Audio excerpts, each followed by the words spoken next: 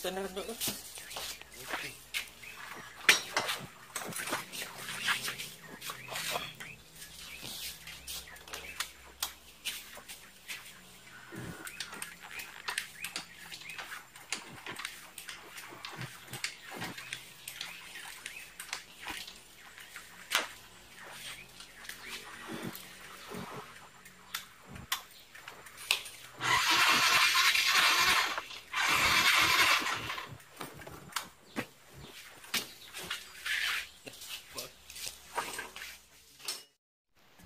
Assalamualaikum warahmatullahi wabarakatuh. Baik teman-teman, kali ini saya sedang mengerjakan sebuah motor Mio M3 ya. Mio M3 ini nggak bisa hidup atau mogok ya teman-teman. Seperti yang teman-teman lihat di awal video tadi, ini motor Mio M3 kami jemput di rumah konsumen ya teman-teman, atau di tempat tinggal konsumen. Ini kendalanya, motor tiba-tiba mati saat habis isi bensin ya teman. Saat itu dia berhenti mau isi bensin, dan setelah isi bensin mau dihidupkan lagi dia nggak mau hidup ya teman. Cuman sebelum motornya mogok atau pas motor masih bisa jalan, itu ada kendala seperti nyendat-nyendat dan kadang langsam nggak mau ya teman. Untuk pengecekan awal, kita akan lakukan pengecekan dahulu pada bagian filter udara ya. Pada kebanyakan kasus Mio M3, filter udara ini biasa sering bolong. Tapi setelah saya lihat tadi, itu bagian luar filter udara ini itu udah pernah bolong sih teman-teman. Cuman udah dibenerin juga ya, udah ditambalnya. Jadi kemungkinan ini filternya bagus sih. Cuman daripada kita penasaran, kita bongkar aja dulu bagian filter udara ya teman-teman.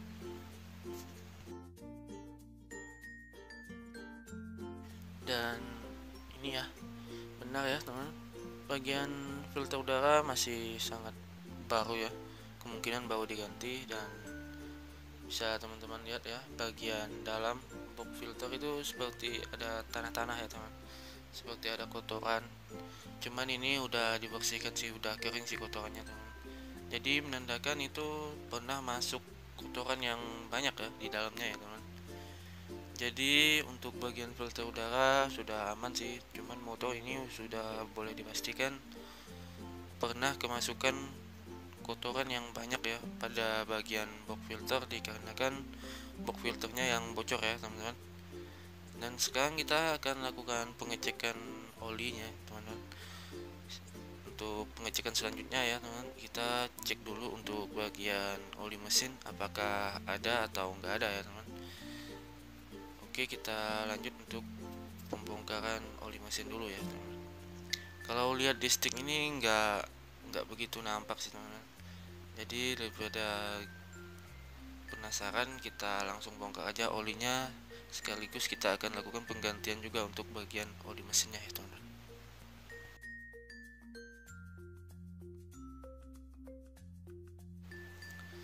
Ini ya teman, ini untuk baut oli. Baut oli ini nggak bisa dibuka ya, gara-gara nggak bisa dibuka tadi saya bawa ke tukang las sih biar bisa dibuka, dan sekarang udah bisa dibuka. Dan ini olinya ya teman. Olinya ini boleh dikatakan masih dalam kategori ada sih, cuman nggak sepenuhnya seperti habis kita isi gitu loh. Yang kalau kita isi 800, ini nggak lagi 800 ya teman. Ini paling setengah lebih lah, setengah lebih dari 800 ya teman. Jadi untuk filter udara bagus, olinya juga ada. Jadi kemungkinan motor ini ada masalah pada ruang bakarnya ya teman. Jadi saya akan lakukan pembongkaran pada ruang bakar ya. Dan ini udah saya lakukan pembongkaran pada ruang bakarnya ya teman. Untuk video pembongkaran teman-teman bisa lihat di channel saya atau video saya yang lain ya teman. Ini saya akan lakukan pengetesan apakah mengalami kebocoran pada ruang bakar atau klepnya ya teman. Dan ya, ini ya teman, ini mengalami kebocoran pada klep X ya teman-teman. Ini bocornya sangat parah sih, sampai ngalir-ngalir kayak gitu ya teman-teman.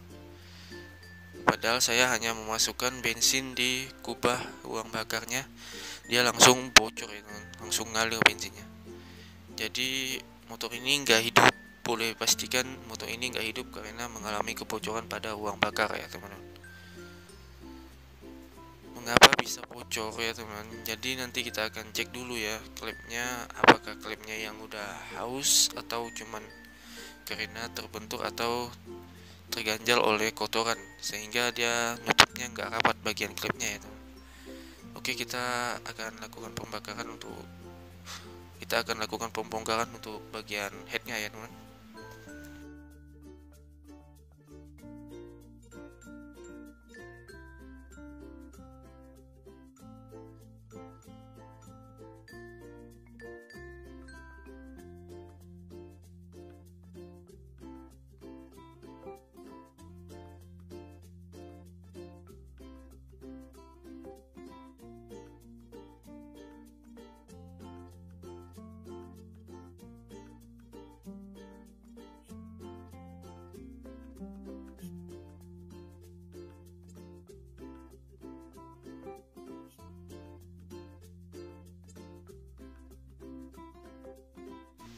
Ini udah kita bongkar sih teman.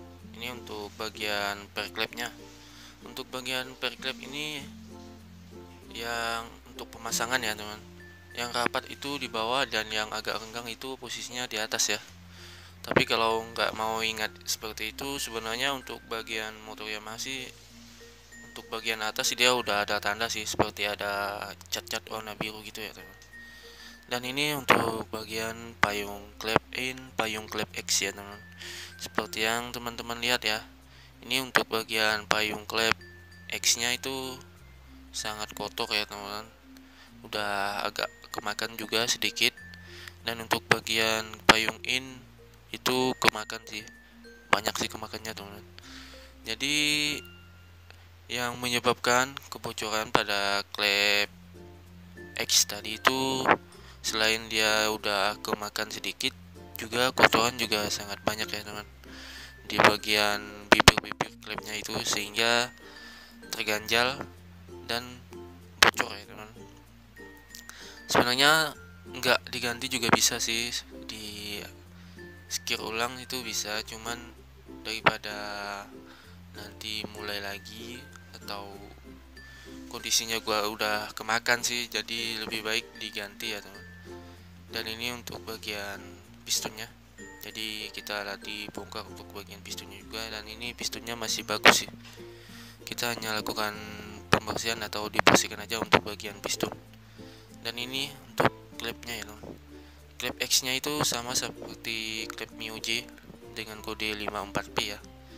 Dan untuk klep in dia yang khusus ya teman, dia menggunakan kode 2PH untuk klep in.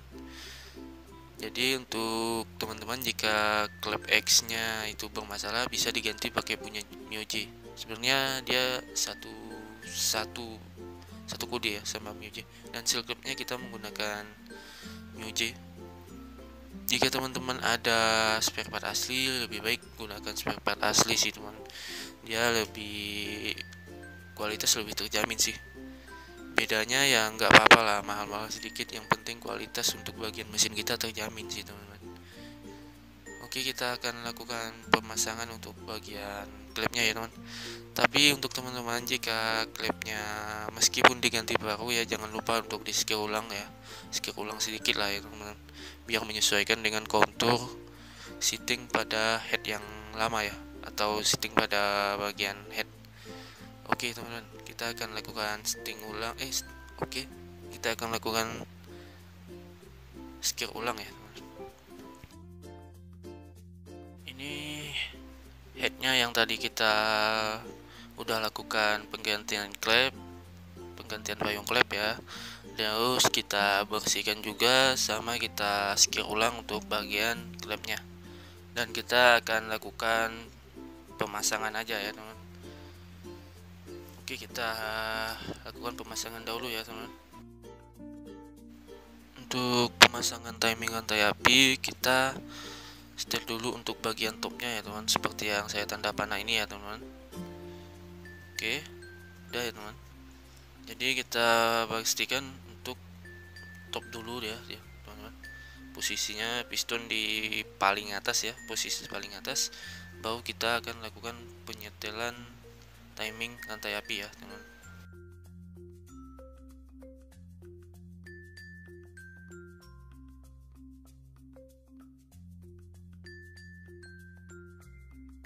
Dan untuk posisi rantai api yang benar itu, ini perhatikan ya teman.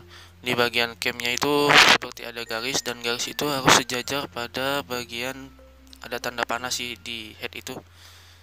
Dia harus sejaris pada tanda yang ada di bagian head ya teman. Itu untuk posisi timingnya yang betul ya teman-teman. Dan untuk setelan klep atau setelan celah klep, kita menggunakan yang in 10, ukurannya 0,10 ya, dan yang X nya itu 0,15 ya teman-teman. Tapi sesuai kebutuhan sih, jika teman-teman ingin lebih rendah bisa, yang penting motor hidupnya normal ya teman-teman. Oke, terima kasih telah menonton, semoga video ini bermanfaat ya teman-teman.